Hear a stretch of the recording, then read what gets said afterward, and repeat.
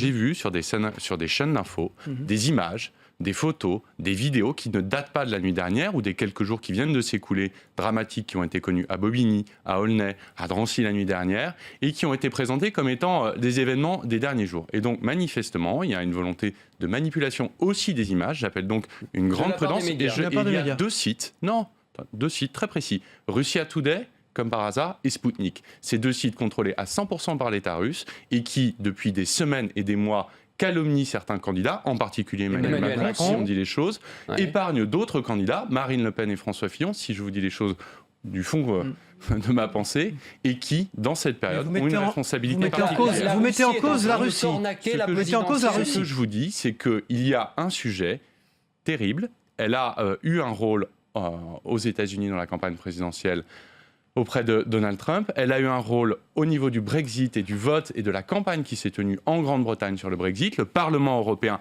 a alerté dans un rapport récemment sur l'ingérence de ces deux médias soutenus par l'État russe à 100% Donc est-ce que la Russie est en train de s'ingérer dans la campagne d'Emmanuel Macron? Elle est en train de s'ingérer dans la campagne présidentielle française et ça n'est pas normal. La sincérité des débats doit être garantie dans cette présidentielle. Or, ces deux médias n'y participent pas.